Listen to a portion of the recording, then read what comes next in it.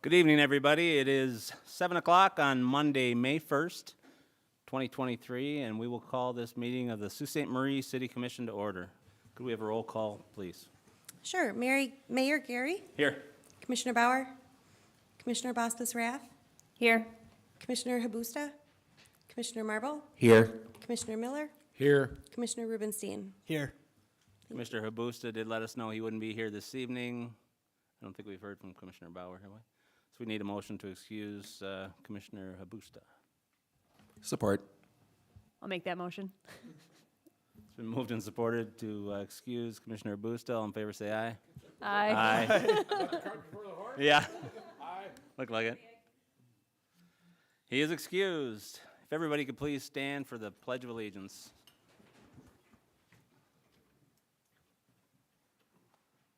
I pledge allegiance to the flag of the United States of America and to the republic for which it stands, one nation, under God, indivisible, with liberty and justice for all.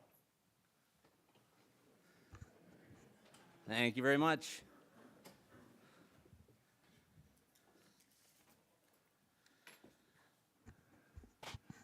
Good evening.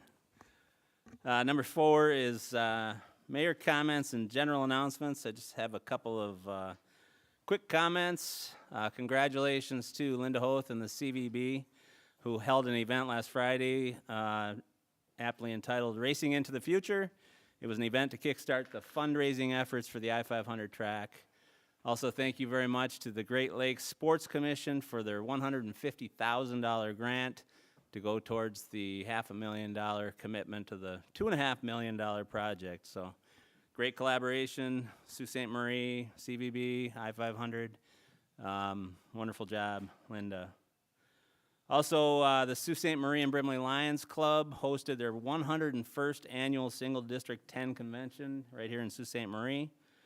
It encompasses the entire UP, and they were here for several days, over 100 Lions at Keewaydin Casino. So we had the opportunity to welcome them, and certainly is a great bunch of individuals. Also, last night, a couple of us, Commissioner Rubenstein and I, had an opportunity to participate at LSSU's late night breakfast to give the LSSU students a nice meal to kick off their exam week. And from what I hear, Dr. Lynn Gillette and I are being recruited to work at the quarterdeck from now on. It was an excellent time, and I think he said almost 400 people, and they went through over 100 pounds of bacon. So it was a phenomenal event. Great to see the spirit of the kids on exam week. So congratulations to Lake Superior State University. Also, May 8th, which is next week, begins National Tourism Week. And on May 9th, we are one of 5 cities in the state of Michigan that will have live interviews to talk about tourism, attractions and visitors.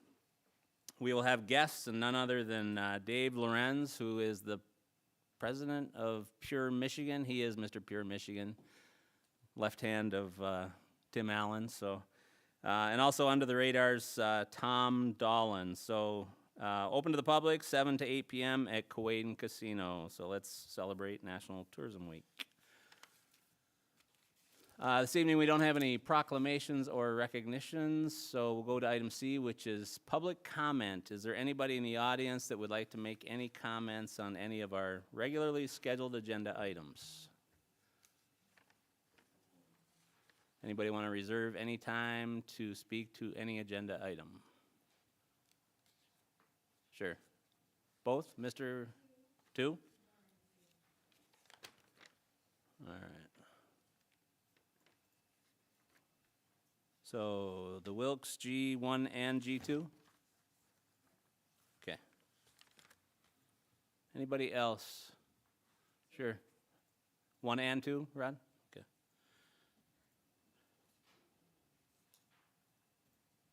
Anybody else? No?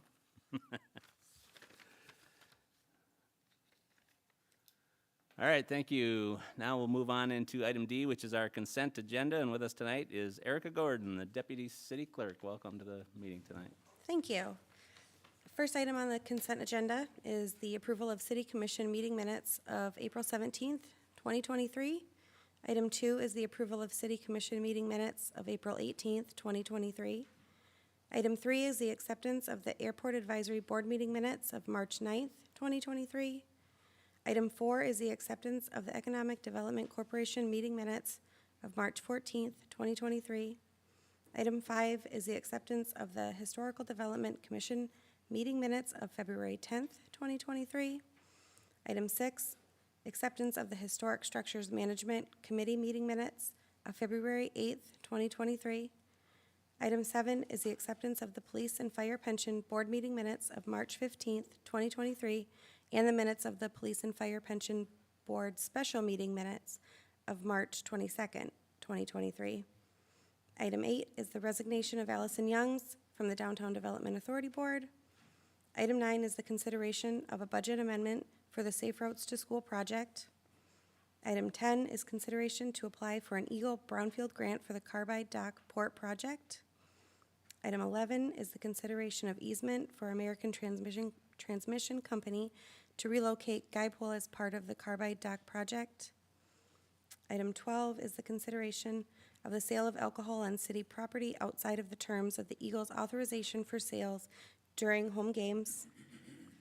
Item 13 is the consideration of user fee correction for Malcolm Park tournament rental fee. Item 14 is the notice to City Commission of emergency purchase of transmission for John Deere motor grader. Item 15 is the consideration of Smart Zone lease agreement with Superior Industrial Services. And item 16 is the approval of the consent agenda items as presented. Thank you, Deputy City Clerk.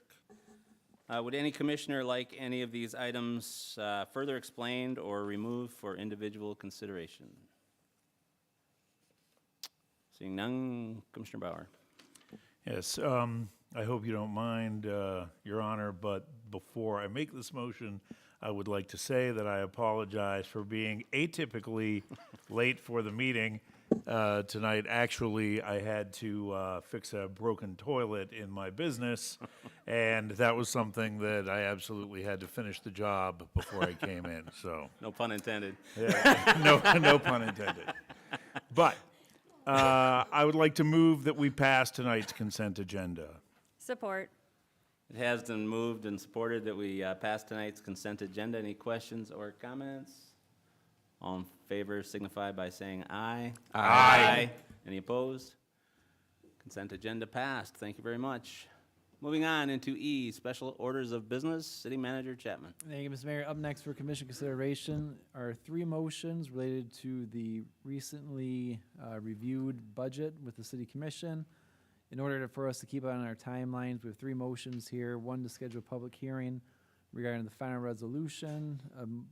Another motion to schedule a public hearing regarding the adoption of water and sewer rates, and a motion to schedule a public hearing for the General Appropriations Act of the fiscal year. So this is the budget that we reviewed a couple weeks ago during the budget review meetings. There were no hits or wishes, so there was no reconciliation meeting. So this is the document as presented to the commission. Thank you, City Manager. Any comments, questions from the City Commission? I have a couple comments. Certainly, we appreciate all of the work that all of the staff and especially the department heads put into the budget. It's a long process, as we say every year. Starts about in November, and we'll end up at our next meeting. And it's difficult, especially when inflation is so high, cost of goods is very high, and the expenses are certainly increasing at a rate much higher than the revenues. Revenues, as we know, taxes are capped at 5% or the rate of inflation, whichever is lower or higher? Higher.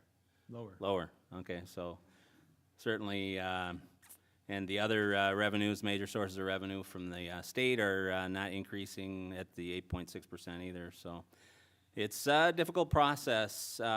Again, we have a 2-year balanced budget, and this budget keeps essential services within the community, but it also allows for $3.1 million in capital projects and equipment. Some of those are emergency equipment for fire and for police.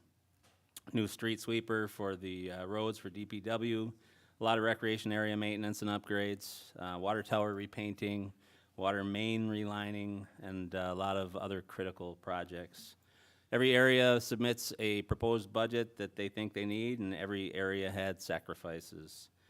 This budget also maintains a $3.5 million general fund balance, and that does meet or exceed our unreserved fund balance ratio. So again, and it was kind of a different year. City manager had some out of the office, so we thank Kristen Collins, finance director, Robin Troyer, deputy city manager, for pinch hitting and taking the reins and pushing the budget through. Certainly much appreciation to them. And I know that Commissioner Bosbus Rath loves multiple long motions, especially 3 of them here. So would you like to make the motions? Absolutely, because I love this so much. Motion number 1, schedule a public hearing for Monday, May 15th, 2023 at 7 p.m. on a final resolution for purposes of establishing a 2023 tax levy. Support. It's been moved and supported to schedule a public hearing. Any questions or comments? Sure, Commissioner Miller. Thank you, Your Honor. I wasn't a part of the budget session meeting this fiscal year because of a death in my family, but I do have some questions I'd like to ask. Would Certainly. I be allowed to ask them at the public hearing at that time? Sure, or you can ask them now. I can wait. I can wait till the public Okay. hearing, and I apologize for not being here for that budget meeting, but I found out just a couple hours before the meeting that there was a death in my family. Thank Sure. you. Any other questions or comments? Has been moved and supported. All in favor say aye. Aye. Any opposed? Motion 1 passed. Thank you very much, Commissioner Bosbus Rath. Schedule a public hearing for Monday, May 15th, 2023 at 7 p.m. in the City Commission chambers on the adoption of water and sewer rates for the fiscal year beginning July 1st, 2023 and ending June 30th, 2024. Support. It has been moved and supported. Any questions or comments? All in favor say aye. Aye. Any opposed? Motion passed. Commissioner Bosbus Rath. And lastly, and schedule a public hearing for Monday, May 15th, 2023 at 7 p.m. in the City Commission chambers on the General Appropriations Act for the fiscal year beginning July 1st, 2023 and ending June 30th, 2024. Support. Has been moved and supported. Any questions or comments? All in favor signify by saying aye. Aye. Any opposed? So we will have 3 public hearings on Monday, May 15th, 2023 at 7 p.m. so that we can conclude our budget process. Thank you very much, everybody. Moving into item F, which is communications. City Manager Chapman. Thank you, Mr. Mayor. Up next for commission information is a quick update from Dr. Gillette. If he wants to come on up here, you can speak in the microphone. Dr. Gillette's been with the university since July 2018. He's the provost and vice president for academic affairs. Right now, he is serving as the interim president as the university's going through some transitional changes at that level. And I think we just want to get an update about what's going on with LSSU and hear about all the new exciting stuff. Welcome. Thank you. And I want to thank everybody for allowing me to come. I just want to say last night, I think Mayor Gurry did a whole lot more work than I did, but we were both kind of looking around to find something to do. We just made sure we got some of the bacon before it all left. I think one of the things, I've been a president before, and coming here, I was provost basically for 4.5 years, so I understood a whole lot of what's going on at the university. But it's kind of amazing, the second you're named interim president or president, there's a heaviness and weight on you that you do not feel in any other job in higher education.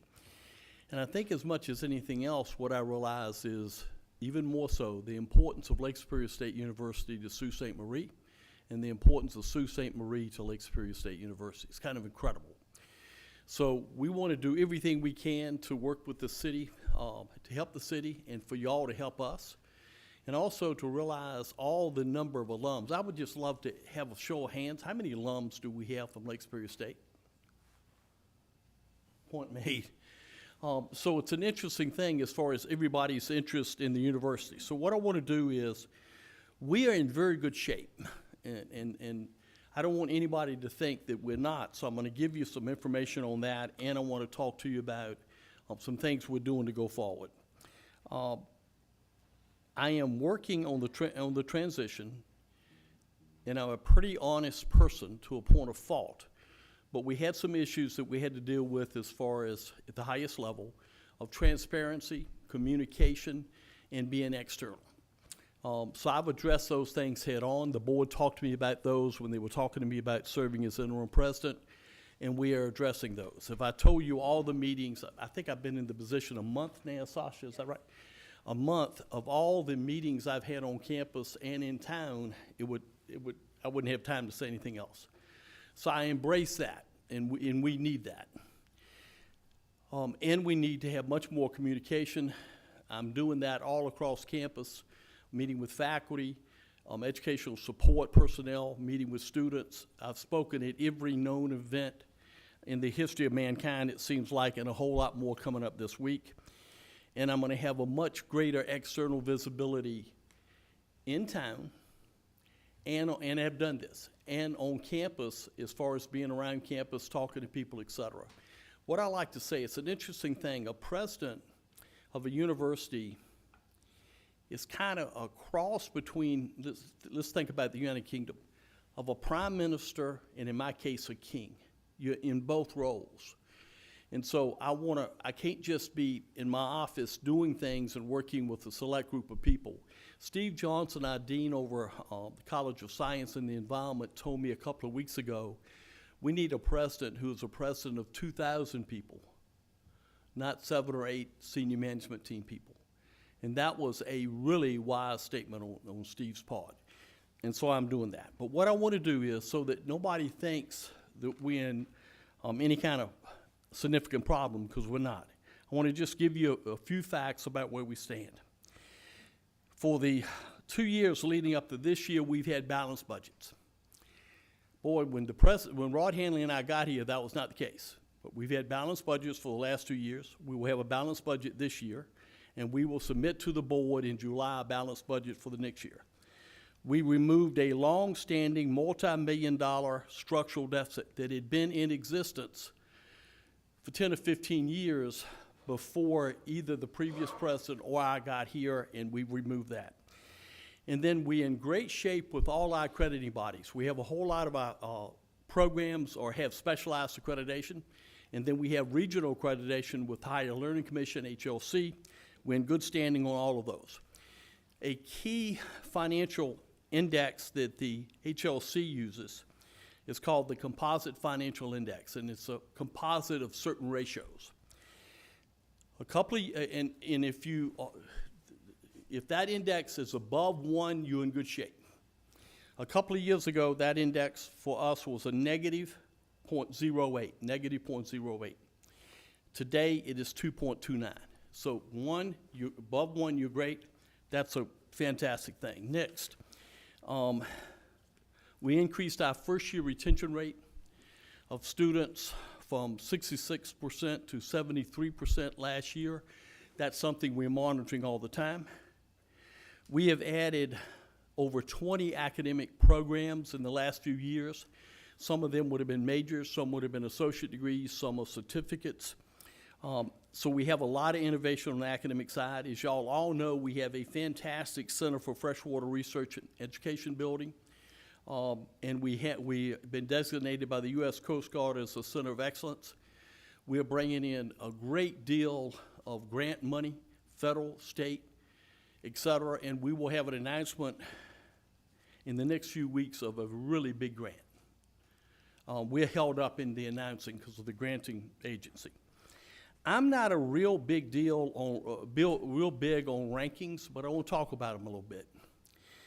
U.S. News and World Report recently ranked us the #1 public college in the Midwest. I want to say that again. #1 public college. So no, we're not competing with Michigan, they're a big R1 university. #1 public college. And then I've got a couple more here, but I'll read just one more. And then Washington Monthly, which looks at something called social mobility. About 65% of our students are first generation, over 50% are low income. So the Washington Monthly looks at those rates and then looks at how many students graduate, how many get jobs, et cetera. Washington Monthly ranked us as #1 best bang for your buck in Michigan. That's a big deal. Also, since Stephanie Sabatine left, there'd been a while since we'd done anything in the Native American Center. I always have a dry mouth. So what we've done over the last year and a half is some incredible things in the Native American Center. We're sitting here with 2 tribes, and then I'm not even talking about First Nations over in Canada. We had Whitney Gravel as our speaker for commencement. We found some restricted funds in the foundation for the Native American Center, and we renovated it.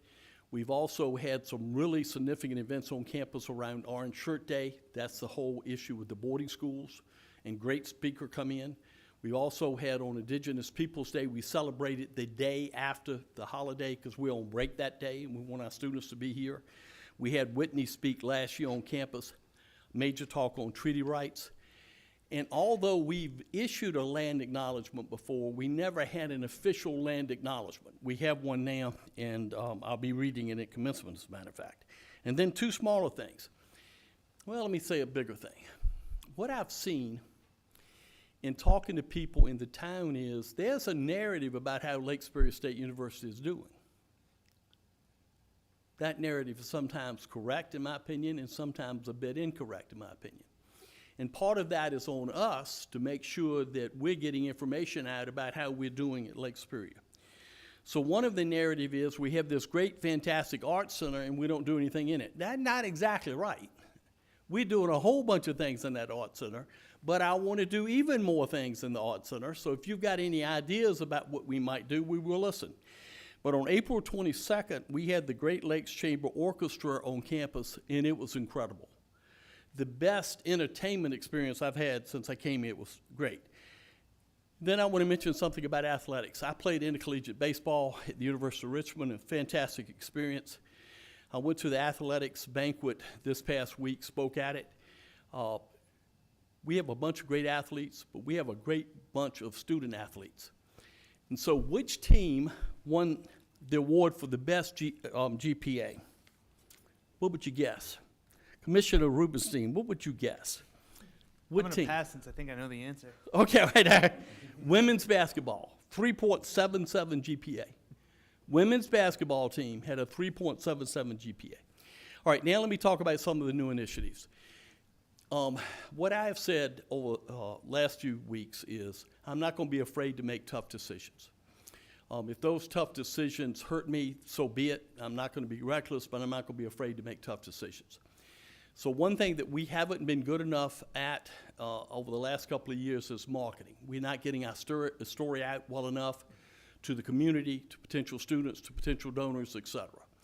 So I've already approved 2 new positions in marketing, and I'm going to approve something that may end up costing around $180,000 to be able to make our website a whole lot better. And so we will find the funds to do that, but we've got to do a better job in our marketing. We will do that.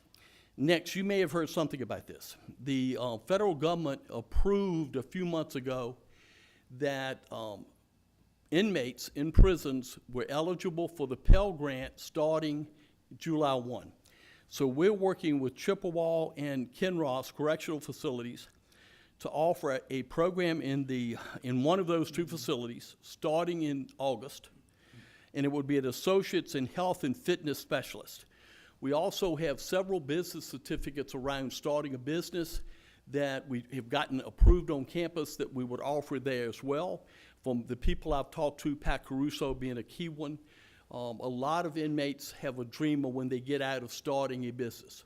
So we're excited about that. We've also outsourced to a company that's called Re-Up that is great at what I'm about to say. They reach out to the students that you've had, and we have about over 7,000 that have attended but never got their degree. So they have a way to reach out to them. They're quite good at it. And then to try to see whether those people want to come back and complete a degree. We've had a lot of people respond to that. So we will have some of those students coming in the fall to complete their degrees. It'll probably be online, but to complete their degrees. We also will start offering micro-credentials, and that will be occurring within the next month. I don't know what all they are yet. I know the choices, but we're going to be offering micro-credentials to people in town, in the area, related to more skills type thing. Next, we're in the process of hiring a swimming and diving coach. This was approved by the board a few months back, maybe a year ago, and kind of got snagged, but it's uncaught, okay? And so we will be hiring a swimming and diving coach that will spend a year recruiting, and that will produce students starting in the fall of '24, and ultimately that may be about 65 additional students on those teams. And then next, we're starting to go into graduate programs. This is something that was laid out kind of in the strategic plan. I've talked to the board about it. They're all excited about it. We will have, going to the curriculum committee next week, a proposal for a Master's of Business Administration and MBA degree. The board's excited about it. That will take about 9 months to get HLC approval before we could do it. So the earliest we would start would be maybe August of '24 with students, but we believe that would be a good draw for students. And then we're looking very much at a graduate degree in fisheries and wildlife. Given what we're doing in Seafree, given what we're doing in the College of Science, we're surrounded by the Great Lakes. It's an absolute natural for us to do something like that. So Mayor Gary and Commissioners, I want to thank you for the opportunity. I'd be delighted to answer questions, and I look forward to working with each and every one of you.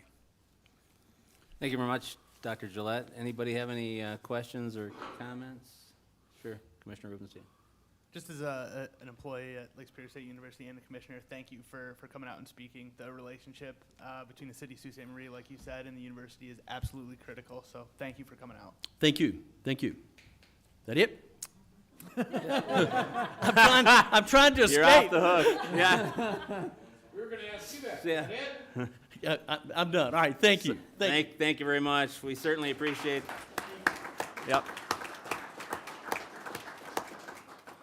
We appreciate the value of Lake Superior State University, both as an educational institution and for the athletics, and also the economic driver that it is for Eastern Upper Peninsula. We've talked about it quite often. I know we have a lot of discussions about the town and gown issue and everything else. And in fact, we were at a meeting today, city manager and I, and that was a topic of conversation. So I want you to know that you have the full support of the city commission. You also have the full support of the community. I think everybody we talk to is very excited and wants the university to thrive. I was very pleased when you were appointed that day. You reached out to me as a representative of the city and wanted to get together to talk about city involvement. That's something that certainly has not happened before. Enjoy your enthusiasm and your commitment, and wish you the best of luck, and anything we can do, certainly we're here to help. Thank you. All right, so we will move on into item G, business items. City Manager Chapman. Thank you, Mr. Mayor. Up first for commission consideration is an agenda item related to the petitions we received a couple weeks ago regarding the protest petition on the form-based code. I updated the commission real late today. We did receive one or two more petitions, which kind of changes the discussion for a couple of items tonight. So regarding this item, I would recommend changing the motion to receive the petition documents submitted April 14th, April 17th, and May 1st. And then I would look to commission to table the item under G2. But with this item, again, because we received more petitions, I would look for a motion to receive the petition documents submitted April 14th, 17th, and May 1st. And that will be 3 separate motions, is that correct, or do you want them They can be one. in one? Okay. One would be fine. All right, so we did have a couple of members in the audience that wanted to speak before we take any action on this. So whoever's first, come on up, sure. If you could please give us your name and home residence, not Matt address. Wilkes. Hi, once again. So is my understanding that the item G2 has been tabled for this evening? Not yet. Commission has to do that, but that's my recommendation since the two are tied.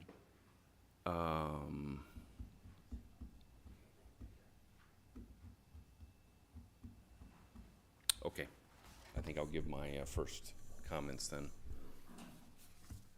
Well, thank you for allowing me to speak. Appreciate that. So, of course, as you're well aware, on April 28th, the city published the agenda for the meeting tonight that included a letter from, I think, a third party that you had hired, indicating the status of the protest petition that we had filed was 1.714 acres short of meeting the 20% threshold. Due to issues that were raised by the city with 17 parcels and some other issues. Today, we submitted corrections to 12 of those 17 parcels, comprising 1.96 acres. In addition, 20 additional parcels and signatures were submitted, comprising approximately 3¼ acres. And all acreage data, just to be clear, submitted to date is from the city's GIS website, which I think is the same source that you use. This adds over 5 acres to the shortfall, and we do appreciate the city's acceptance of the 11.4 acres as identified as valid signatures. We are concerned that the process that the city used to just what I would consider arbitrarily exclude signatures, because it took maybe a while to verify ownership, because there are a lot of LLCs, there are a lot of trusts, and put the item potentially back on the agenda is a bit problematic from my point of view. And I also struggle with the discovery of the shortfall 1 business day before the meeting tonight.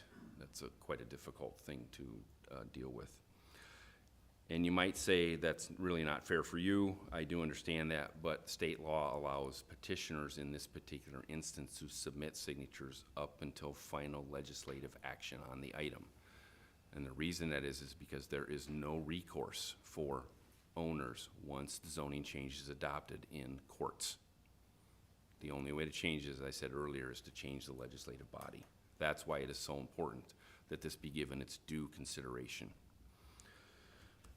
I did want to talk a little bit, turning back to form-based codes. Other municipalities have significant exemptions in their form-based codes, and I'll give you some examples. Or the results of their codes is really up for discussion. Muskegon has a full exemption for a building from form-based codes for any building that is older than 50 years, and a full exemption for modifications under 50% of the replacement cost. Marquette has dropped 2 of their 4 zones already and only has about 1/3 of the acreage that you are attempting to rezone in the city of Sault Ste. Marie. Traverse City recently decided not to adopt form-based codes after conversations with both the Director of Planning and the Director of Zoning in the city of Traverse City after a lengthy study. And that has been an often quoted reference point for this body, for someone you have talked to. We currently have nearly 90 signatures and 100 parcels signed onto the petition, now approaching 30% of the land area, and the vast majority of the structures within the current historic district of Sault Ste. Marie. Those who are affected by this do not want this code to be adopted. That is very clear. I ask the commission to declare a 2/3 majority of the full commission is required to pass this ordinance, because I believe we have met the 20% threshold. Thank you. Thank you, Matt. Anybody else?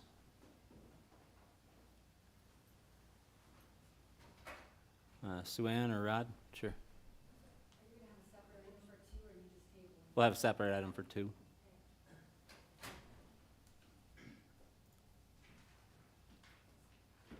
Sure.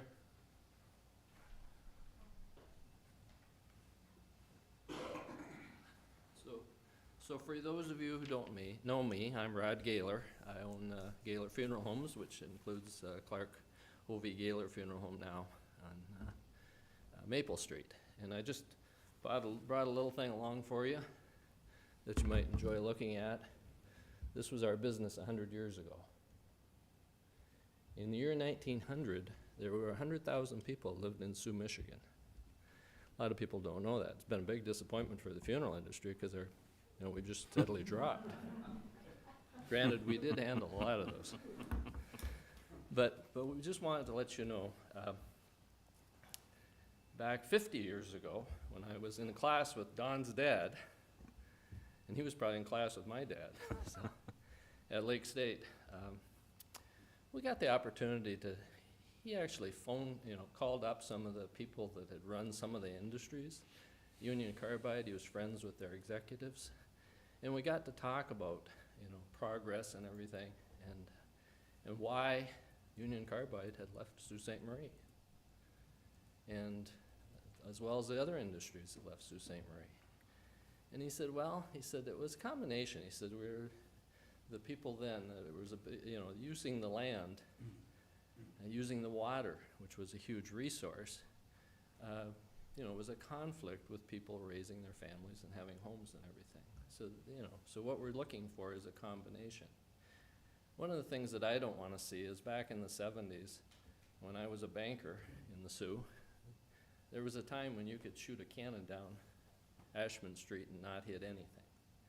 And I don't want to see us go back. We've had a lot of little businesses start and shops now that are open, and I wouldn't want to go back to that point in time when everything was just kind of leaving the Sioux. And it was totally reliant on some tourist industry that came, very seasonally. So my point is, the more regulation that we create, the more people that we have saying you can't do this and you can't do that, creates a problem for new businesses coming in. We had to make a choice whether we were going to work on our building here, this 100-year-old building, or just put a new one up out of town. And we chose to do that. And hopefully in the next week or so, we'll have it open for everybody to come and have services there. But it's been a long haul. It's not easy remodeling and working on from the inside out a 120-year-old building. So, but anyway, my point is that when you get to the point where you're addressing this, think about less regulation for the little shops and businesses and what they have to do for their storefronts. Ours has looked pretty much like this for 120 years. So we don't necessarily want to conform to somebody's idea of what will look great for the Sioux. Thank you. Thanks, Rod. Anybody else that would like to make any comments? Any questions, comments from the commission? Okay, so city manager is looking for a motion to receive a group of petitions dated April 14th, April 17th, and May 1st. So who would like to make that motion? Can I Commissioner make a Rubenstein. quick comment? Yes, sure. Is it okay if I read something just for informational Sure. purposes? So my wife and I received an email from Laura from the state a few weeks ago in relation to something with our business, but I think it applies here, talking a little bit about LLCs and maybe why those signatures can be difficult to verify sometimes. And by Laura, you mean licensing and, okay. Yep. The Corporations Division does not record the names or citizenship status of members, managers, partners, shareholders, or owners of limited liabilities companies or corporations. Corporations Division only records the name of the registered agent, which is the person designated to accept mail or documents on behalf of the entity. Please note, organizers listed on the original articles of organization is not synonymous with ownership. Ownership details are kept in-house and are typically detailed out in an operating agreement.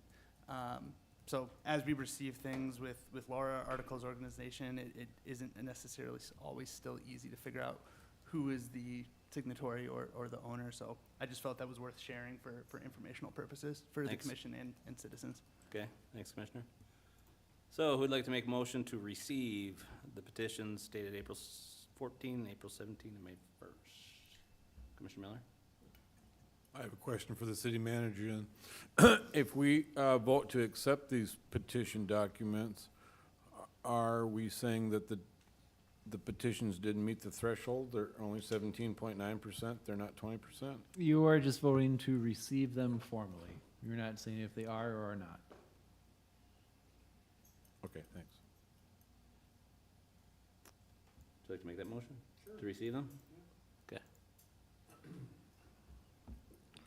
I'd like to make a motion to accept the petition documents submitted on April 14th, 2023, April 17th, 2023, and today, May 1st, 2023.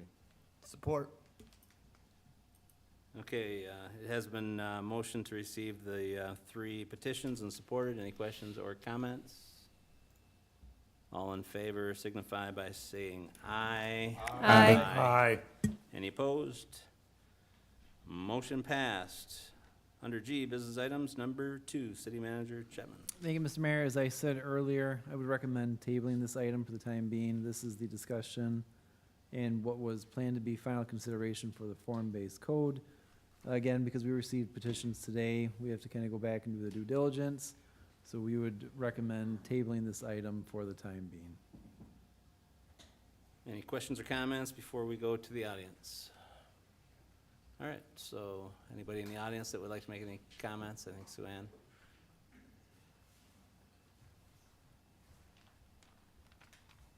Hello, I'm Sue Ann Wilkes. Wasn't really sure exactly how everything was gonna shake out with the new petitions and everything, so I still wanna make most of my comments because they had to do with some common ground that can be reached. I wanted to say to the commissioners and the mayor that these petitions were brought to you for consideration. Tonight prior, it seemed like they were for verification and dismissal, and we're going forward with a vote without a real consideration of what the petitions were saying. These were brought to you so that voices that staff and other citizens thought and said did not exist could be heard clearly. And they're the affected parties of this code. They're the invested parties in downtown Sault Ste. Marie. They oppose the enactment, which you know, but for others just listening, which imposes upon them arbitrary and unknown costs outside what is needed to protect the health and welfare of citizenry. There's been some chiding of petition citizens in the last meeting, I feel, for not being involved in the process.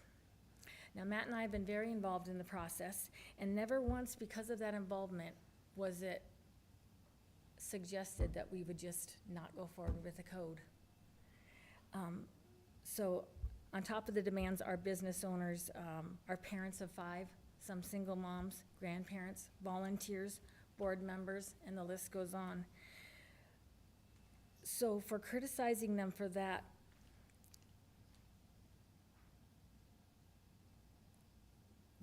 they would still have done all of that in their lives and run their businesses and still be here opposing the code. The petition is their process. The petition is their voice. And it is allowed by law so that when a small number of citizens are affected by a code, and it is a small number, of which we have 100 parcels represented by this petition in our little historic portion of downtown, 100 parcels. So that when they are affected, that it requires more substantial support of yours, more discussion, more consensus. And I don't believe that case has been made. Now, for some common ground, that's what I really wanted to come up here and say after we're tabled again. Many of the people who have signed the petition would not oppose architectural controls on new buildings. Why? It seems more fair when those costs are known at the onset when you're purchasing a property and developing those properties. It's also easier and less costly to meet those demands when you're starting from scratch. I personally don't hold that opinion, but I'm sharing it with you for them. That has been stated by many petitioners, that they would not oppose those architectural standards for new buildings. Another one of the newer arguments lately made in support of the form-based code is the lifting of parking restrictions. It's said how very beneficial it would be to the new growth and development of our downtown. I spoke with Kelly Freeman, and he echoed what we hear from supporters of the form-based codes, that codes can be changed once after enactment. But the same is true for our existing parking code. Our existing parking code can be changed right now. What are we waiting for? Why are we holding hostage this universally beneficial portion of the form-based code and strapping it to a contentious code. Like the other architectural controls on new buildings, there seems to be much agreement to try this portion of the code. So for 2 weeks, while our neighbors' signatures have been rejected and we paid experts and lawyers, we could have drafted a repeal, an amendment to our existing parking code, inserting what is beneficial from the form-based code tonight. We could have made a change for the good that everyone can get behind. It's not that progress can't be made. No one wants a prosperous downtown more than the business owners. Intelligent, I've said this before, intelligent and well-meaning people disagree on how to get there. But don't be part, the commissioners, please, don't be part of an all-or-nothing mentality. A mentality that disputes intentions as well as signatures, and a mentality that pits neighbor against neighbor. If you want progress we can all celebrate together, we could make a motion to table and send this code back to staff and have them bring something with new buildings and parking only, that everyone agrees could be beneficial and be a step in the right direction. But if it must be an all-or-nothing vote, your independent small businesses, the backbone of your historic downtown, have spoken. They have shown they're making vast improvements already to their buildings. Allow them to continue investing and improving as is best for their families and their finances. Please vote no for the form-based code in its current form. Thank you. Thanks, Joanne. Matt or Rod, did you want to speak to this item? No? I don't think it's necessary. Okay. It looks like you guys have kind of have it handled now and we're moving in the right direction. Thanks, Rod. Okay, any questions from the commission? So the city manager is looking for a motion to table this item, so do we have Commissioner Bauer? Support. It's been moved and supported to table this item. Any questions, comments? All in favor signify by saying aye. Aye. Aye. Any opposed? No. Motion passed.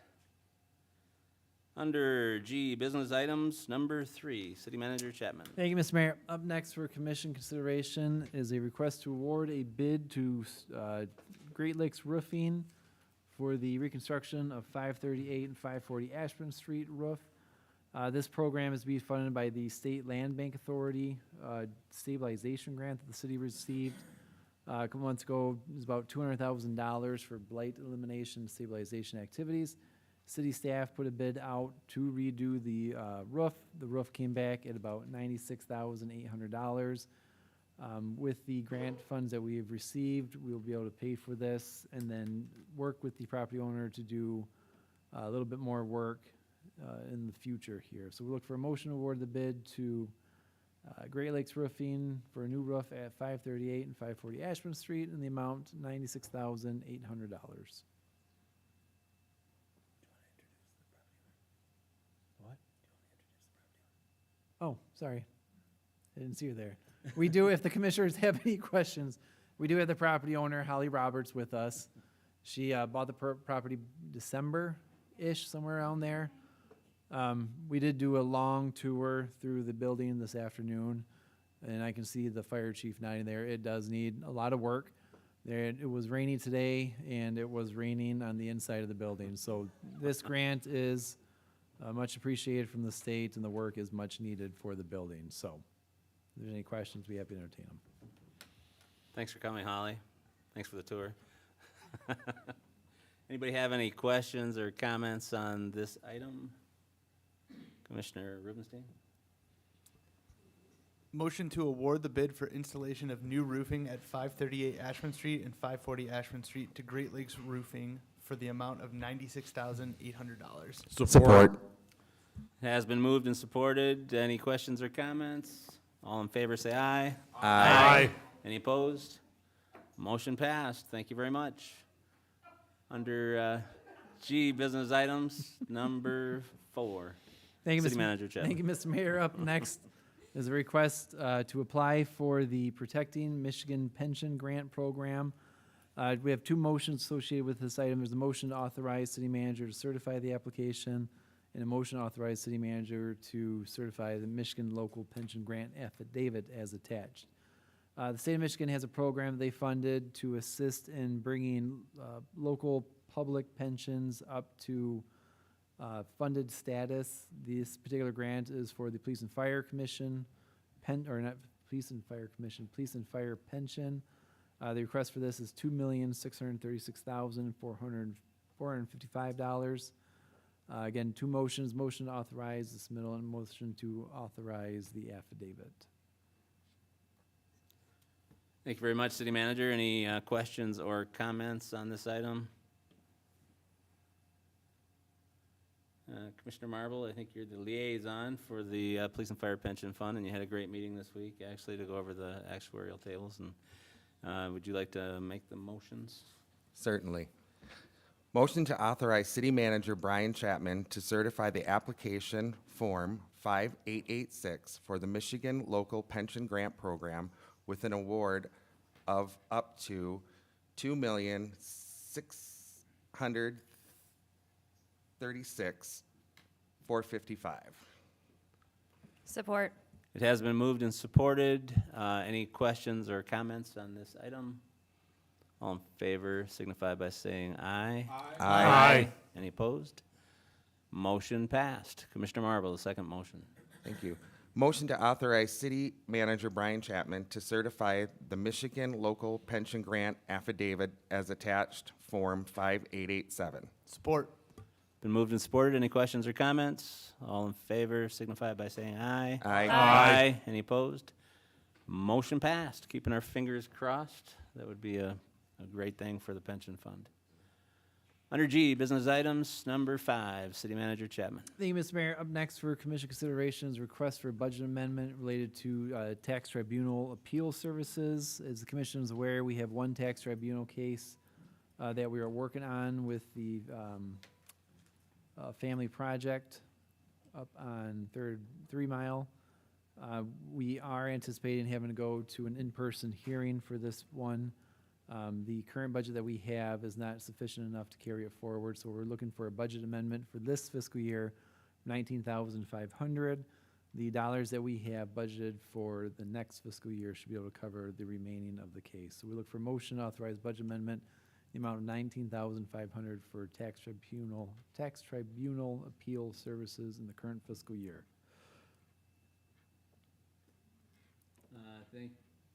Thank you very much, City Manager. And there's a pretty detailed list of all of the tax tribunal cases, all the people who have taken the city to court to try to lower their tax bill in the packet. So anybody have any questions or comments on this particular item?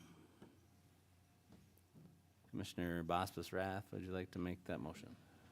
Motion to authorize a budget amendment in the amount of $19,500 for the tax tribunal appeal services in the current fiscal year. Support. It has been moved and supported. Any questions or comments? All in favor signify by saying aye. Aye. Aye.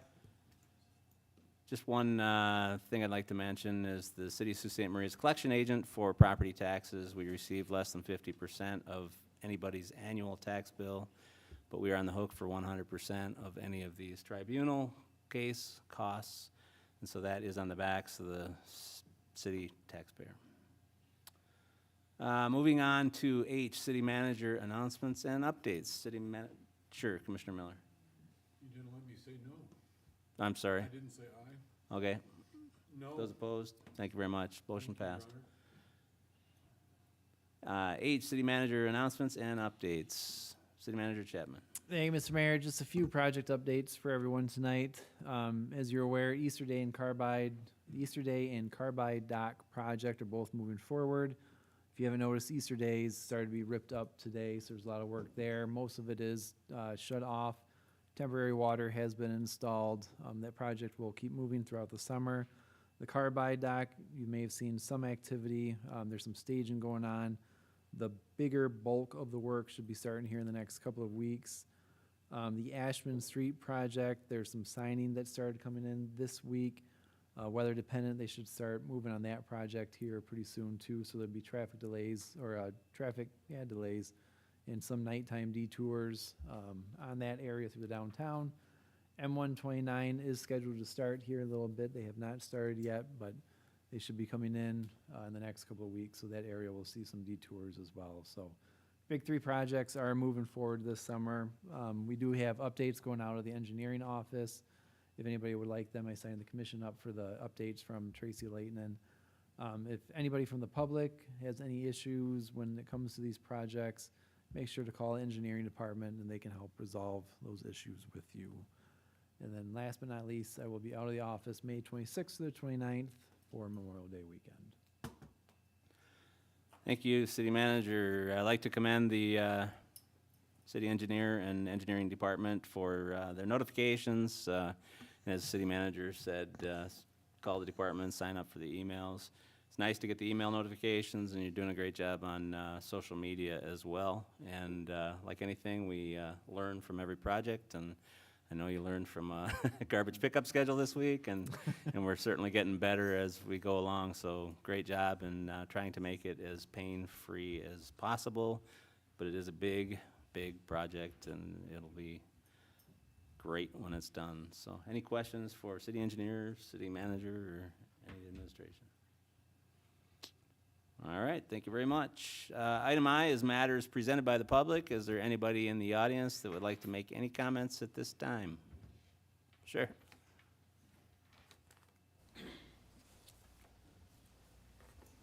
Being a stranger, could you please introduce yourself?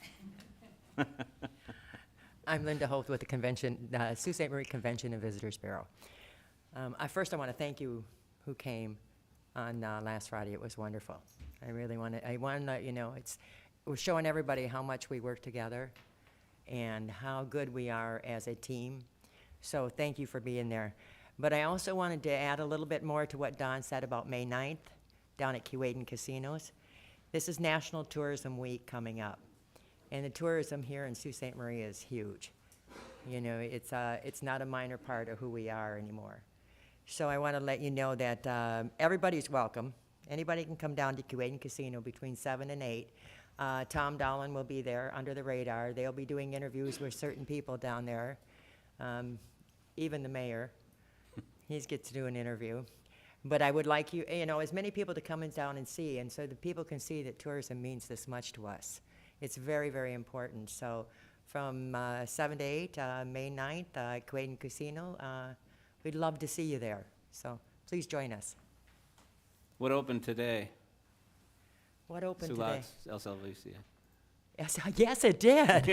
Sulaks Wanna make opened an up. announcement? Yeah, ahead of time. It's not on Mother's Day, where they kind of throw you off when they don't tell you they're going to be opening until, later. It's like earlier, and it could be later than they close.